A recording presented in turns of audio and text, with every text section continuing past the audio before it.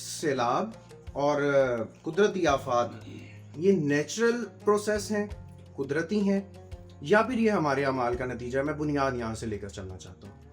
हजारों ख्वाहिशें ऐसी कि हर ख्वाहिश पे दम निकले। हमारी ख्वाहिशों तो बहुत होती हैं। अब तो फिर करप्ट लोगों पर पहले आना चाहिए, चाहे वो, अब मैं स्पेसिफाई नहीं करता सियासतदानों को। ऐसा नहीं है कि वो अल्लाह की पकड़ में नहीं आएंगे, और ये भी यकीन रखें हो सकता है वो अल्लाह की पकड़ में हों। कि अल्लाह ताला के अज़ाबात से बचने के लिए रसूलुल्लाह ने कुछ अमल फरमाया हो, कोई नवाफिल हो।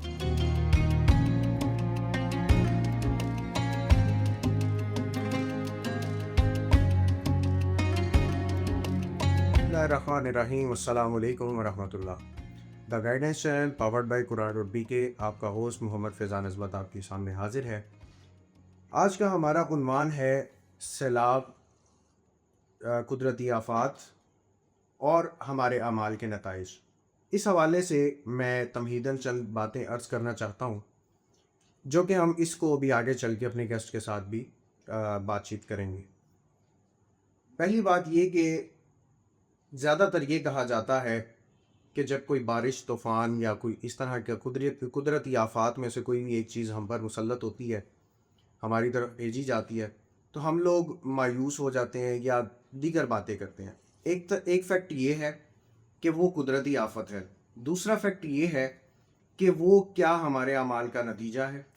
तीसरी तरफ हम ये देखेंगे कि क्या वो इस तरह से जैसे सैलाब है, ये क्या इसका ताल्लुक़ ग्लोबल वार्मिंग के साथ है, या मुआशरे में जो हमारे शिद्दत है गर्मी की, उसकी वजह से कुछ होता है। तो बिला ताक़ीद मैं अपने गेस्ट से आपको मुतारिफ़ करवाता चलूँ, फिर हम अपने प्रोग्राम को आगे लेकर चलेंगे। आज के हमारे गेस्ट हैं डॉक्टर मुफ्ती तनवीरुल बदर साहब, जिनका मैं मशकूर हूँ कि अपना कीमती वक्त दिया। और पहला सवाल मैं डॉक्टर साहब आपकी खिदमत में रखता हूँ, वो ये है कि सैलाब और कुदरती आफात ये नेचुरल प्रोसेस हैं, कुदरती हैं, या फिर ये हमारे अमाल का नतीजा है? मैं बुनियाद यहाँ से लेकर चलना चाहता हूँ। जी, बहुत शुक्रिया फैज़ान साहब, ख़ासकर आपके चैनल का शुक्रगुज़ार हूँ। जिस तरफ आपने इशारा किया है, यकीनन इस वक्त मुल्क पाकिस्तान जो दरपेश मसाइल हैं या कुदरती आफात का सामना कर रहे हैं, यकीनन ये हम सब के लिए इबरत भी है, और यकीनन ये हमारे लिए आजमाइश का एक ज़रिया भी है, और इसके लिए हमारे आमाल भी इसमें मुलव्विस हैं। इसमें सबसे पहली तो मैं ये गुजारिश करूं कि यकीनन हमारे मुल्क पाकिस्तान के जो अहबाब हैं, जहाँ पे भी रहने वाले हैं, यकीनन हर हवाले से वो उनके साथ हैं जिनका माली नुकसान हुआ, जानी नुकसान हुआ। यकीनन उनके साथ हमारी हमदर्दियाँ भी हैं, और लोग अपनी अपनी ताकत, इस्तेदाद और इस्तिताअत के मुताबिक उनके साथ ताउन भी कर रहे हैं। अल्लाह ताला उनको अजर अज़ीम अता फ़रमाए।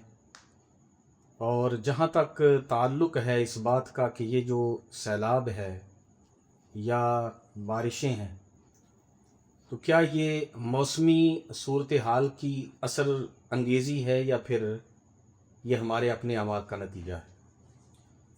तो इसमें सबसे पहले तो मैं ये गुजारिश करूं कि इसमें कोई शक नहीं कि ये जो चीज़ें हैं, बारिशों का तसलसल के साथ आना, कुदरती आफात का तसलसल के साथ वक़ूअ पज़ीर होना, और कभी कोरोना की वबा का सामना कर रहे हैं, कभी सैलाब की मुसीबत का सामना कर रहे हैं, कभी सैलाब की ज़द में हैं, यानी तरह तरह की बीमारियां, तरह तरह की आजमाइशें और मसाइब व आलाम का शिकार मुल्क पाकिस्तान हो रहा है।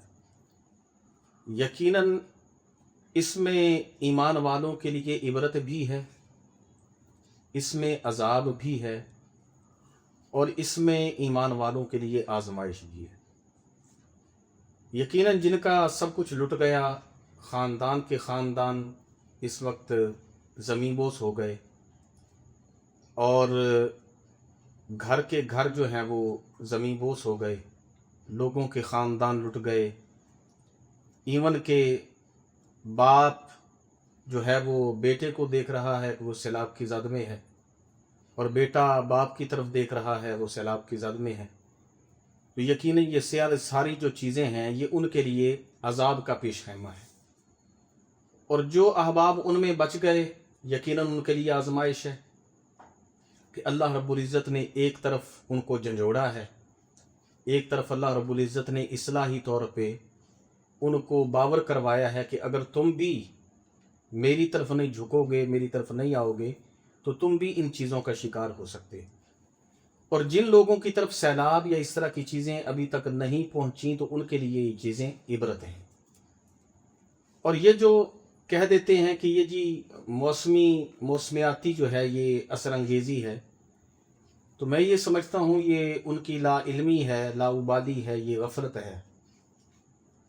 اللہ رب العزت نے سورہ شورا ہے، اللہ رب العزت نے ارشاد فرمایا قرآن کریم کے اندر، وما اصابکم من مصیبت فبما کسبت ایدیکم۔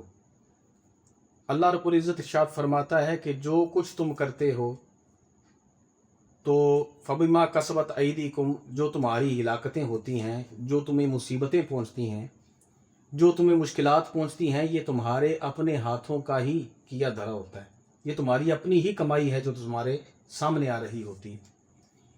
تو یہ چیزیں یقینی طور پر یہ عذاب ہی ہے کہ ہم دیکھتے ہیں کہ ایک علاقہ زمین بوس ہو رہا ہے، 100 سال سے ایک خاندان بس رہے ہیں، گاؤں پس رہے ہیں، لیکن اس کے باوجود جو ہے وہ زمین بوس ہوتے چلے جا رہے ہیں۔ لیکن کچھ چیزیں میں نے عرض کیا کہ یہ ہمارے لیے عبرت بھی ہیں۔ اللہ رب العزت نے ان بارشوں کے حوالے سے، ان قدرتی آفات کے حوالے سے بھی قرآن کریم کے اندر ارشاد فرمایا ہے۔ اللہ فرماتا ہے یقلب اللہ اللیل والنہار ان فی ذلک لعبرۃ لأولی الابصار۔ اللہ فرماتا ہے کہ یہ جو رات کا تبدیل کرنا ہے، دن کا تبدیل کرنا ہے، تو فرمایا اس میں ضرور دیکھنے والوں کے لیے عبرت ہے کہ بارشوں کا برسنا، حالانکہ بارش ایمان والوں کے لیے رحمت بھی ہوتی ہے، ایسے ہی یہ جو پانی ہے نہروں کی صورت میں یہ بھی ہمارے لیے نعمت ہی ہوتا ہے، لیکن یہی چیزیں ہمارے لیے عذاب کا پیش خیمہ بن جاتی ہیں۔ اس کی وجہ یہ ہے کہ اللہ رب العزت ارشاد فرماتا ہے کہ اس میں تمہارے برے اعمال شامل حال ہوتے ہیں، جس کے نتیجے میں یہ ساری چیزیں تمہارے اوپر وقوع پذیر ہوتی ہیں۔ جی ٹھیک ہے، اگر تو آپ نے بھی جیسے ارشاد فرمایا کہ یہ اعمال کا نتیجہ ہی ہے، تو میرا سوال یہ ہے کہ تو اس کا معاشرے کے ساتھ یہ جو موسمی حالات ہوتے ہیں اس کے ساتھ بھی تو اثر انداز ہوتا ہے، جیسے کہ اب گلوبل وارمنگ ہے، ہمارے ہاں بہت زیادہ گرمی کی شدت پائی جاتی ہے تو گلیشیئر جو ہوتے ہیں وہ پھٹ جاتے ہیں، جیسے کہ ابھی سماعت کے علاقے میں بنیر کے علاقہ ہے، وہاں پر 150 سال پرانا گاؤں ہے، اور وہاں پر وہ گلیشیئر جو ہے وہ ایک دم سے پھٹ پڑا اور سیلابی صورتحال پیدا ہو گئی۔ تو اس میں اب یہ بھی قدرتی آفت ہے یا انہوں نے خود دعوت دی ہے؟ اس میں ان کے اعمال کا نتیجہ بھی ساتھ شامل ہے یا اس میں گلوبل وارمنگ ہے؟ دیکھیں اس میں قوم عاد کا ذکر سورہ احقاف کے اندر آیا ہے کہ قوم عاد نے جب بارش کو دیکھا تو وہ کہنے لگی کہ اس سے ہمارا جو کھیت ہیں وہ سرسبز و شاداب ہوں گے، اور انہوں نے اپنے اس خیال اور گمان کے مطابق اس کو اپنے لیے رحمت سمجھا، بہتر سمجھا، لیکن اس میں اللہ رب العزت ارشاد فرماتا ہے کہ اس میں سخت ہوا تھی، آندھیاں تھیں اور اس میں طوفان تھے۔ یہ یقیناً یہ جو منیر کا علاقہ یا جو بھی علاقے اس چیز کا شکار ہوئے ہیں، تو میں یہی سمجھتا ہوں کہ یہ یقیناً عذاب ہے، اور اس کی وجہ جو بنیادی ہے وہ یہ ہے کہ ہم نے اللہ کی نعمتوں کا ہم نے شکر ادا نہیں کیا، اللہ کی نعمتوں کو ہم نے نعمت نہیں سمجھا، اللہ رب العزت نے جو ہم پہ نعمتیں کی ہیں اس کو ہم نے از خود ذمت بنا لیا۔ حضور اکرم نبی مکرم صلی اللہ علیہ وسلم ہمیشہ یہ دعا کیا کرتے، اللہم انی اعوذ بک من زوال النعمہ، اے اللہ میں تجھ سے پناہ مانگتا ہوں نعمت کے زوال سے۔ جب آپ کسی نعمت کو نعمت نہیں سمجھتے اور اس کی آپ قدر نہیں کرتے تو پھر اللہ رب العزت کا عذاب ہوتا ہے۔ قرآن کریم کے اندر اللہ رب العزت نے اس بات کو ارشاد فرمایا، اللہ فرماتا ہے لَإِن شَكَرْتُمْ لَأَزِيدَنَّكُمْ، اگر تم میرا شکر ادا کرو گے تو میں تمہیں زیادہ دوں گا، اور فرمایا اگر تم میری ناشکری کرو گے تو ان عذابی لشدید، بے شک میرا عذاب سخت ہے۔ حالانکہ یہ جتنی بارشیں ہیں، جیسے میں نے عرض کیا کہ اگر نہری پانی موجود نہیں ہے، بارشیں برستی ہیں تو اللہ تعالیٰ سرسبز و شادابی عطا فرما دیتا ہے، بلکہ اللہ خود فرماتا ہے کہ ہم نے تمہارے اوپر ہم بارشیں نازل کرتے ہیں، جس سے فرمایا اللہ رب العزت نے تم اپنے جانوروں کو پالتے ہو، اپنے کھیتوں کو سرسبز و شاداب کرتے ہو۔ اللہ فرماتا ہے وہاں سے ہم تمہیں کھیت کھلیان عطا فرماتے ہیں، پھلوں سے بھرے ہوئے بوٹے عطا فرماتے ہیں، باغیچے عطا فرماتے ہیں، لیکن ہم نے جب قدر نہیں کی تو یہ جو قدر نہ کرنا ہے یہ ہمارے لیے زوال بن گیا ہے۔ لوگ اس کو سمجھتے ہیں جیسے آپ فرما رہے ہیں کہ یہ جی موسم کی تبدیلی کی وجہ سے، یہ موسمی حالات ہیں جو ہو جاتے ہیں، اس کو ہم قدرتی آفات نہیں کہتے۔ تو کیا یہ چیزیں مثال کے طور پہ جیسے وہ سمجھ رہے ہیں یہ موسمیاتی ساری چیزیں ہیں، تو یہ جو موسمیاتی ساری چیزیں ہیں تو کیا یہ چیزیں اللہ کے ہاتھ میں نہیں ہیں؟ یہ ساری چیزیں اللہ کے ہاتھ میں۔ اللہ تعالیٰ ہمیں بتانا چاہتا ہے کہ میں اگر اس چیز کو ایسے کر سکتا ہوں تو پھر تمہاری چیزوں کو بھی پلٹا سکتا ہوں، تمہیں بھی نیست و نابود کر سکتا ہوں، تمہیں بھی زمین بوس کر سکتا ہوں۔ تو جب تک ہم اللہ کی نعمتوں کی قدر نہیں کرتے، اللہ کی نعمت کو نعمت نہیں سمجھتے، شکر گزار بندے نہیں بنتے، تو ایسی چیزوں کا سامنا ہمیں کرنا پڑے گا۔ جی ٹھیک ہو گیا۔ یہ یہاں پر ابھی آپ نے رحمت اور زحمت کے حوالے سے بات کی، تو میں چاہتا ہوں کہ تھوڑا سا بنیادی اس میں فرق بتا دیں، ایسا نہ ہو کہ آپ رحمت اور زحمت میں نقطے کا فرق بتا دیں کہ رحمت کی راہ کے وہ نقطہ آ جائے تو یہ تو ازرائے تفنن بات کر دی۔ اس میں یہ ہے کہ ہمیشہ ایک تو بات یہ ہے کہ حضور اکرم نبی مکرم صلی اللہ علیہ وسلم نے ارشاد فرمایا خیر الامور اوسطها، بہترین کام وہ ہوتے ہیں جو درمیانے ہوتے ہیں۔ جب ہم کسی چیز کو حد سے بڑھا دیتے ہیں تو پھر وہ چیز ہمارے لیے رحمت نہیں بلکہ زحمت بن جاتی۔ کھانا ہمارے لیے رحمت ہے، رزق اللہ کا ہمارے لیے رحمت ہے، لیکن اتنا کھانا چاہیے کہ جتنا ہمارے وہ جسم کا حصہ بن سکے، ہمارے لیے شفا بن سکے، یہ نہ وہ حلق تک پہنچا۔ تو حلق تک پہنچنا یہ زحمت ہے، لیکن ضرورت کے مطابق اس کا استعمال کرنا یہ اللہ کی رحمت ہے۔ ٹھیک ہے نا جی؟ تو بات یہ ہے بہت ساری ایسی چیزیں ہیں، سواری ہے، اس کو اگر طریقے سے استعمال کریں تو ہمارے لیے رحمت ہے، لیکن اگر اس کو غلط طریقے سے استعمال کریں گے تو ہمارے لیے زحمت ہے۔ ٹھیک ہے نا؟ ایسے ہی اللہ رب العزت نے ہمیں رزق دیا ہے وافر، اگر ہم اس کو ضرورت کے مطابق استعمال کریں گے تو یقیناً وہ ہمارے لیے رحمت ہے، لیکن اس کو عیاش پرستی کے اندر لے کر جائیں گے، فضول خرچی کے اندر لے کر جائیں گے، تو وہی چیز، وہی پیسہ، وہی چیز جو اللہ نے نعمت دی ہے وہ ہمارے لیے عذاب کا پیش خیمہ ہوگی۔ آپ کی اسی بات سے ایک بات میں نے نکالی، وہ یہ کہ ابھی چند دن پہلے میرے ساتھ ایک سینئر پرسن بیٹھے ہوئے تھے اور بڑی انہوں نے مزیدار بات مجھ سے کی۔ وہ کہتے ہیں کہ جیسے کہ ہم یہاں پر ناردرن ایریاز میں جاتے ہیں، جب دیکھتے ہیں کہ وہاں پر انہوں نے جہاں پر دریا ختم ہو رہا ہے، اس کا کنارہ ہے، ساحل ہے، آپ کہیں اس کے کنارے سے ہی ہوٹل کھڑے کیے ہوئے ہیں۔ جی جی صحیح۔ تو اب ایک طرف وہ روزگار بھی ہے، اور دوسری طرف اگر فلڈ آتا ہے، سیلاب آتا ہے، تھوڑا سا پانی کا بہاؤ تیز ہے اور وہ آ کے بلڈنگ کو لگتا ہے، ہٹ کرتا ہے، بلڈنگ تباہ ہو جاتی ہے۔ اب اس صورت میں انہوں نے اپنے لیے زحمت بنا لیا۔ تو اب اس میں کیا یہ عوامی قصور ہے یا اب بھی ہم کہیں گے یہ اعمال کا نتیجہ ہمارے سامنے آتا ہے؟ دیکھیں جی، اس کے لیے تو ساری چیزیں انسان کے سامنے ہونی چاہیے، پیش نظر ہونی چاہیے۔ اس کا مطلب یہ نہیں ہے کہ ہم اپنے آپ کو ایسی جگہ پہ لے آئیں کہ جو چیزیں ہمارے لیے ہلاکت کا سامان پیدا کر سکتی ہیں۔ یقیناً یہاں پہ اگر وہ ایسی کوئی چیز کرتے ہیں کہ جو ان کی بلڈنگ کے ساتھ، جیسے کہ آپ فرما رہے ہیں کہ پانی ٹچ کرتا ہے یا اس کو نقصان بلڈنگ کو دے سکتا ہے، تو وہ ساری چیزیں ان کے سامنے تو پہلے سے ہوں گی، ان کے پیش نظر ہوں گی۔ تو لہٰذا بہتر تو یہی ہے کہ ایسی جگہ کو چوز کیا جائے، ایسی جگہ کا استعمال کیا جائے جہاں پہ اس کے لیے اپنا امن ہو، سکون ہو، جہاں پہ اس کا تحفظ ہو سکے۔ اس سے ہٹ کے اگر کوئی اللہ رب العزت کی طرف سے اس پر کوئی قدرتی آفت آتی ہے تو اس میں اس کا اپنا قصور نہیں ہوگا، میں سمجھتا ہوں یہ یقیناً اللہ کی آزمائش ہی ہوگی، چونکہ حضور اکرم نبی مکرم صلی اللہ علیہ وسلم نے ارشاد فرمایا کہ تم جو کام کرتے ہو اس کا نتیجہ رب پہ چھوڑا کرو، اس کے نتائج خود نہ نکالنا شروع کر دیا کرو۔ جیسے آپ فرما رہے ہیں جی اس بندے نے وہاں پہ بنا لیا، تو اب وہاں پہ بنانا پہلے تو اس کو یہ عقل کرنی چاہیے، دیکھنا چاہیے کہ یہ میرے لیے یہ فائدہ مند ہے، سود مند بھی ہے کہ نہیں ہے، اور اگر نہیں ہے اس کو پتہ ہے یہ چیزیں سیلاب کی صورت اختیار کر سکتی ہیں، یا میرے لیے یہ چیز نقصان کا باعث ہو سکتی ہیں بارشوں کے باعث، تو اس کو پھر اس سے ہٹ کے کوئی چیز اختیار کرنی چاہیے۔ لیکن حضور اکرم صلی اللہ علیہ وسلم نے فرمایا اگر تم کوئی چیز کر لو تو اس کا نتیجہ رب پہ چھوڑا کرو، اس کے نتائج خود اخذ نہ کیا کرو کہ کہیں ایسا نہ ہو جائے، کہیں ویسا نہ ہو جائے۔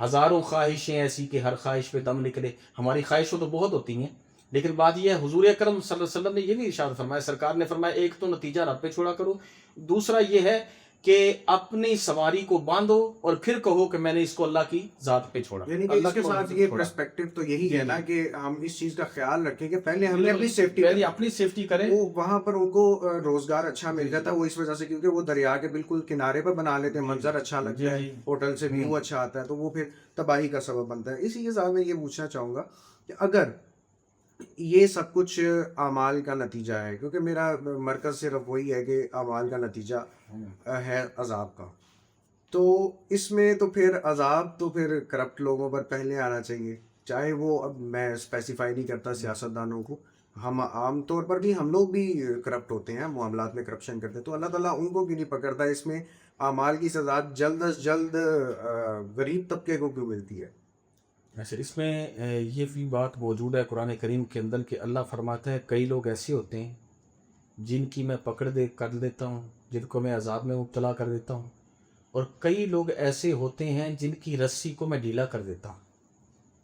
اللہ رب العزت کچھ لوگوں کو مہلت دیتا رہتا ہے، مہلت در مہلت، مہلت در مہلت جو ہے وہ اللہ کی طرف سے آتی رہتی ہے۔ ہو سکتا ہے لوگ راہ راست پہ آ جائیں، ایسا نہیں ہے کہ وہ اللہ کی پکڑ میں نہیں آئیں گے، اور یہ بھی یقین رکھیں ہو سکتا ہے وہ اللہ کی پکڑ میں ہوں اور وہ پکڑ آپ کو یا مجھے نظر نہ آ رہی ہو، اولاد کی صورت میں، بیماری کی صورت میں۔ اللہ رب العزت نے ان کے لیے کیا کیا عذاب تیار کر رکھے ہیں، وہ ساری چیزیں تو آخرت میں ان کو ضرور ملیں گی، لیکن اللہ فرماتا ہے کئی لوگ ایسے ہیں جن کی میں رسی کو ڈھیلا کر دیتا ہوں۔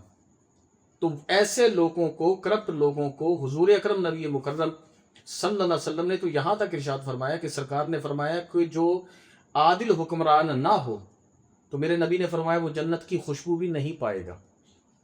یعنی خوشبو نہ پانے سے مراد یہی کہ وہ جنت میں نہیں جائے گا، تو ظاہر ہے جنت میں جب نہیں جائے گا تو خوشبو نہیں پائے گا۔ تو بات کرنے کا مقصد یہ ہے کہ اللہ تعالیٰ ایسے لوگوں کو مہلت دیتا رہتا ہے کہ ہو سکتا ہے یہ بندہ راہ ہدایت پہ آ جائے، اور اللہ تعالیٰ ان کے لیے عذاب تیار کر کے رکھا ہوا ہے میرے مالک نے، اور پھر جب وہ وقت آئے گا تو پھر انشاءاللہ وہ نہیں بچیں گے اس عذاب سے، وہ اس میں مبتلا کر دیے جائیں گے۔ ٹھیک ہو گیا۔ یہ ساتھ ارشاد فرمائیے گا کہ کیا یہ قدرتی آفات جی، یہ صرف ہمارے لیے عذابات کی صورت میں ہی ہے، یا پھر اس سے ہمارے لیے سبق حاصل کرنا ضروری ہے؟ کس حد تک ضروری ہے؟ ہم نے ان چیزوں کو دیکھنا ہے اور کس نظریے سے دیکھنا ہے؟ اس میں آپ کا نقطہ نظر چاہ۔ اس میں ایک تو یہ ہے کہ یہ جو عذاب والی صورت ہے کہ اس میں نے پہلے بھی عرض کیا کہ اس کے اندر ہمارے اپنے اعمال، ہمارے اپنے ہاتھ شامل ہیں۔ سورہ نور کے اندر بھی اللہ رب العزت نے اس حوالے سے ارشاد فرمایا، اللہ فرماتا ہے کہ ان الذین، بے شک وہ لوگ، یحبون، جو پسند کرتے ہیں، ان تشیع الفاحشہ، کہ لوگوں میں برائی پھیل جائے، بے حیائی پھیل جائے، فی الذین آمنوا، کن لوگوں میں جو ایمان والے ہیں، ایمان والوں میں پھیل جائے، تو اللہ فرماتا ہے لہم عذاب علیم فی الدنیا والآخرہ، ان کے لیے دنیا میں بھی عذاب ہے اور آخرت میں بھی عذاب ہے۔ ٹھیک ہے، اب یہ جو سوشل میڈیا کے ذریعے سے جو تصاویر ہیں یا بری ویڈیوز ہیں، جب ہم یہ ساری کچھ چیزوں کا مشاہدہ کرتے ہیں تو ہم یہ دیکھتے ہیں کہ یہ ساری چیزیں ہی ہمیں گناہ کی طرف دھکیل رہی ہیں، یہ گناہ کی طرف ہمیں راغب کر رہی ہیں۔ تو لوگ جو پسند کرتے ہیں کہ ایمان والوں کے مابین برائی پھیل جائے، تو فرمایا ان کے لیے دنیا میں بھی عذاب ہے اور آخرت میں بھی عذاب ہے۔ اچھا، رہ گئی بات اس میں، جیسے آپ نے کون سا سوال کیا دوبارہ فرمائیے گا۔ سوال میرا یہ تھا کہ اگر تو یہ سب کچھ عذاب جتنے بھی ہیں، قدرتی آفات ہیں، تو ان سے ہم نے کیا نتیجہ کیا اخذ کرنا ہے، سبق حاصل کرنا ہے، یا صرف اس عذاب کے؟ اس میں یہ ہے کہ میں نے عرض کیا جیسے شروع کے اندر کہ یہ ہمارے لیے عبرت بھی ہے، ہمارے لیے آزمائش بھی ہے، اور ہمارے لیے عذاب بھی ہے۔ تو یقیناً ان لوگوں کے لیے تو میں نے جیسے عرض کیا عذاب ہی ہے کہ جن کے خاندان لٹ گئے، جن کے علاقے زمین بوس ہو گئے، اور وہاں کے جو قریب تر علاقے ہیں جو بچ گئے ہیں ان کے لیے آزمائش ہے، اور ہماری طرف وہ چیز نہیں آئی، ہمارے لیے وہ عبرت ہے۔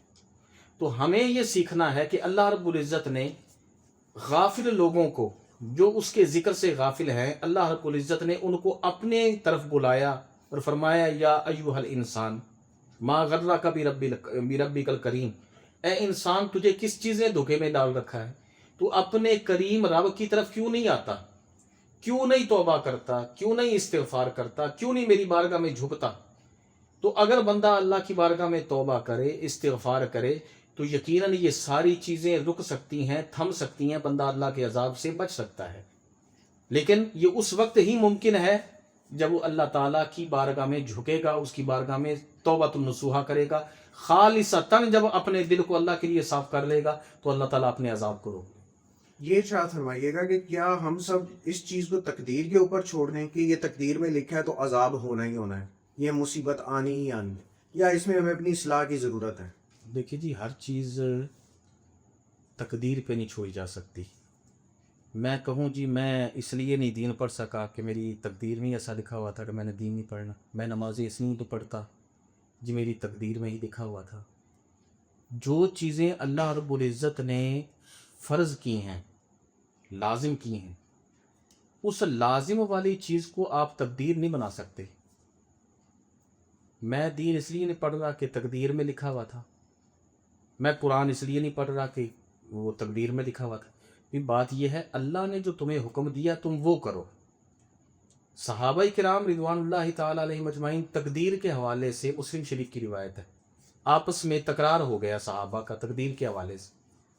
تو آپ علیہ الصلوۃ والسلام نے ارشاد فرمایا صحابہ کس بارے میں تکرار ہو رہا ہے، کس بارے میں بحث مباحثہ ہو رہا ہے؟ عرض کی یا رسول اللہ تقدیر کے متعلق۔ میرے نبی نے فرمایا صحابہ تقدیر کو تم رب پر چھوڑو، وہ کرو جو اللہ نے تمہیں حکم دیا ہے۔ ہم نے دیکھنا یہ ہے، میں اپنے تائیں اپنے گریبان میں یہ جھانکوں کہ میں نماز نہیں پڑھ رہا، قرآن کی تلاوت نہیں کر رہا، اللہ کے احکامات اور شریعت محمدیہ کے مطابق اپنی زندگی تعلیمات مصطفیٰ اور سیرت مصطفیٰ کے تناظر میں اپنی زندگی کو بسر نہیں کر رہا، اور پھر اگر کوئی میرے اوپر مصیبت آن پڑتی ہے تو کیا وہ مصیبت مجھے جھنجھوڑنے کے لیے ہے، میری اصلاح کے لیے ہے، یا وہ میرے لیے عذاب ہے؟ پہلی بات تو آپ یہ ذہن نشین فرما لیں کہ اگر میں قرآن کی تلاوت بھی کر رہا ہوں، میں نمازیں بھی پڑھ رہا ہوں، تسبیحات بھی کر رہا ہوں، شریعت محمدیہ کے مطابق عمل بھی کر رہا ہوں، اگر پھر بھی اللہ کی طرف سے کوئی قدرتی آفت آن پڑتی ہے تو یقیناً یہ آزمائش ہوتی ہے، اور اس آزمائش کا مقصد ہوتا ہے کہ اللہ تعالیٰ اپنے بندے کے درجے اور بلند فرما دیتا ہے۔ ہم یہ دیکھتے ہیں بزرگان دین ہیں کہ انہوں نے اولیاء اللہ ہیں، انہوں نے اللہ کی عبادت بھی کی، ذکر و اذکار بھی کیا، لیکن اس کے باوجود اللہ کی طرف سے ان پر آزمائشیں آئیں، اور ان آزمائشوں کے نتیجے میں اللہ نے ان کے درجوں کو بلند فرما دیا۔ لیکن وہ چیزیں جو ہمارے لیے آزمائش مند رہی ہیں، مصیبت مند رہی ہیں، اس میں پہلے تو اپنا ہم جائزہ لیں، اپنا محاسبہ کریں۔ جب ہم اپنے اعمال کا محاسبہ کریں گے تو پھر ہمیں پتہ چلے گا کہ ہم عذاب کی طرف جا رہے ہیں یا پھر ہم آزمائش کی طرف جا رہے ہیں۔ حضرت عمر فاروق رضی اللہ تعالی عنہ فرمایا کرتے تھے حاسبو، اپنا حساب دنیا میں کر لو۔ جب تم اپنا محاسبہ دنیا میں کر لو گے، اللہ تعالیٰ تمہیں قیامت والے دن حساب سے مبرہ کر دے گا، حساب سے اللہ تعالیٰ تمہیں معاف فرما دے گا، تمہارا حساب و کتاب نہیں ہوگا۔ تو انسان کو سب سے پہلے اپنا محاسبہ کرنا ہوگا کہ وہ اللہ کی طرف کتنا راغب ہے، اللہ کے رسول کی طرف کتنا راغب ہے، شریعت محمدیہ کی طرف کتنا راغب ہے۔ تو یہ ساری چیزیں حقیقتاً میں آپ سے یہ عرض کروں فیضان صاحب، یہ ہمارے اعمال کا ہی نتیجہ ہے۔ اگر ہمارے اعمال اس قدر اچھے ہوتے تو یقیناً آج ہمیں یہ کرونا جیسی وبا، یہ سیلاب جیسی چیزیں اور یہ سارا یہ جو منظرنامہ ہم دیکھ رہے ہیں عذاب کی صورت میں، یہ کبھی بھی اس کا ہمیں سامنا کرنا نہ پڑتا جو آج کچھ ہمیں دیکھنے میں مل رہا۔ جی بالکل ٹھیک ہو گیا۔ اس کے ساتھ یہ ارشاد فرمائیے گا کہ اس سے بچنے کے لیے قرآن و سنت میں کوئی واضح یا کوئی ضمناً کوئی وظیفہ، کوئی عبادت کہ اللہ تعالیٰ کے عذابات سے بچنے کے لیے رسول اللہ نے کچھ عمل فرمایا ہو، کوئی نوافل ہوں؟ اس میں یہ ہے کہ سورہ نوح کے اندر یہ بات موجود ہے کہ اللہ رب العزت نے ارشاد فرمایا کہ تم اللہ کی بارگاہ میں کثرت کے ساتھ استغفروا ربکم، اپنے رب کی بارگاہ میں کثرت کے ساتھ استغفار کرو، اور پھر فرمایا کہ اللہ تعالیٰ اس کثرت استغفار کے سبب اللہ تعالیٰ تمہیں بارشیں ایسی عطا فرمائے گا جو تمہارے لیے رحمت بنے گی، اور فرمایا اللہ تمہیں اولاد عطا فرمائے گا، ایسی اولاد کہ تمہارے لیے وہ با ادب ہوگی، اور اللہ اولاد بھی تمہیں بیٹوں کی صورت میں عطا فرمائے گا۔ وہاں پہ لفظ ہے بنین کا، بلکہ حضور اکرم نبی مکرم صلی اللہ علیہ وسلم نے یہ بات ارشاد فرمائی۔ میرے نبی نے فرمایا کثرت کے ساتھ استغفار کیا کرو۔ جب تم کثرت کے ساتھ استغفار کرو گے تو اللہ تمہیں وَيَرْزُقُهُ مِنْ حَيْثُ لَا يَحْتَسِبُ، اللہ تمہیں وہاں سے رزق عطا فرمائے گا، تمہارا خیال اور گمان بھی وہاں تک نہیں پہنچے گا کہ یہ رزق آیا کہاں سے ہے۔ یعنی اللہ کی غیبی مدد تمہیں آ جائے گی جب تم کثرت کے ساتھ استغفار کرو گے اور اللہ کی بارگاہ میں جھکو گے تو اللہ تعالیٰ، بلکہ سرکار علیہ الصلوۃ والسلام نے یہ ارشاد فرمایا، سرکار فرماتے ہیں جب تمہیں اللہ خوشحالی دینا، خوشحالی، تو خوشحالی کے اندر اللہ کا زیادہ ذکر کیا کرو۔ جب خوشحالی آ جائے، اللہ کا کرم ہو، تو زیادہ سے زیادہ خوشحالی میں ذکر کیا کرو۔ صحابہ نے عرض کی یا رسول اللہ خوشحالی تو آ گئی، تو ذکر بندہ کرتا ہے مصیبت کے اندر، تو خوشحالی میں ذکر کرنے کا سبب، میرے نبی نے فرمایا اگر تمہیں اللہ اس دوران کسی مصیبت میں مبتلا کر دے اور پھر تم اللہ سے جب دعا کرو گے تو اللہ تعالیٰ تمہاری اس دعا کو اپنی بارگاہ میں جلد قبول فرما لے گا۔ ہمارے ہاں ہوتا یہ ہے کہ ہم دعائیں اس وقت کرتے ہیں جب مصیبت میں مبتلا ہوتے ہیں، قرآن اس وقت پڑھتے ہیں جب رزق کی تنگی ہوتی ہے یا مصیبت یا بیماری آ جاتی ہے، نماز اس وقت پڑھتے ہیں جب پریشانیوں علام کے اندر ہم مبتلا ہو جاتے ہیں، لیکن اس وقت ہم اللہ کو بھول جاتے ہیں، اللہ کے قرآن کو بھول جاتے ہیں، سنت مصطفیٰ کو، سیرت مصطفیٰ کو بھول جاتے ہیں جب اللہ تعالیٰ ہمیں خوشیاں عطا فرماتا ہے۔ لیکن جب یہ ساری چیزیں جب ساری بیماریوں میں، رزق کی تنگی میں ہم مبتلا ہو جاتے ہیں تو پھر مدرسے سے بلا کے بچوں سے قرآن کریم کی تلاوتیں بھی کروا رہے ہیں، تسبیحات بھی پڑھتے چلے جا رہے ہیں، لیکن ہم نہیں غور کرتے کہ ہمارے اندر کی جو چیز ہے وہ تبدیل نہیں ہو رہی، اور وہ کیا ہے کہ ہر حال میں اللہ کا شکر ادا کرنا لازم ہے۔ حضور اکرم نبی مکرم صلی اللہ علیہ وسلم نے ارشاد فرمایا قیامت والے دن اللہ تعالیٰ ارشاد فرمائے گا وہ لوگ کہاں ہیں جو ہر حال میں میرا ذکر کرتے تھے، میرا شکر ادا کرتے تھے، تو اللہ فرمائے گا آج ان لوگوں کو کھڑا کرو، فرمایا آج ان کو میں اپنا سایہ عطا فرماؤں گا اور آج میرے سائے کے علاوہ کوئی سایہ نہیں ہوگا۔ تو جب اللہ تعالیٰ خوشحالیاں عطا فرما دے تو انسان کو چاہیے وہ زیادہ سے زیادہ اللہ کی بارگاہ میں جھکے اور استغفار کرے۔ اگر اللہ تعالیٰ کوئی مصیبت نازل فرما دے تو استغفار کرے۔ اور اس میں ایک یہ بھی چیز ہے کہ حضور اکرم نبی مکرم صلی اللہ علیہ وسلم نے ارشاد فرمایا صبح کے وقت نماز فجر پڑھنے کے بعد دن نکلنے سے پہلے سورہ یاسین شریف کی تلاوت کی جائے۔ اب کوئی کاش تلاوت کرنے والا ہو، میرے نبی نے فرمایا سورہ یاسین شریف کی تلاوت کرے، جس مقصد کے لیے قرآن کی تلاوت کرے گا، یاسین شریف پڑھے گا، اللہ تعالیٰ اس مقصد میں اس کو پورا فرما دے گا، کامیابی عطا فرما دے گا۔ ٹھیک ہوگا جی۔ تو ناظرین یہ تھا ہمارا سیلاب زدگان کے حوالے سے، قدرتی آفات کے حوالے سے، اعمال کے نتائج کے حوالے سے پوڈ کاسٹ ہم نے آج ارینج کیا۔ بہت کچھ سیکھا، آپ نے بھی سیکھا ہوگا۔ ملتے ہیں نیکسٹ ٹاپک کے ساتھ، نیکسٹ گیسٹ کے ساتھ، تب تک اپنا خیال رکھیے گا۔ والسلام۔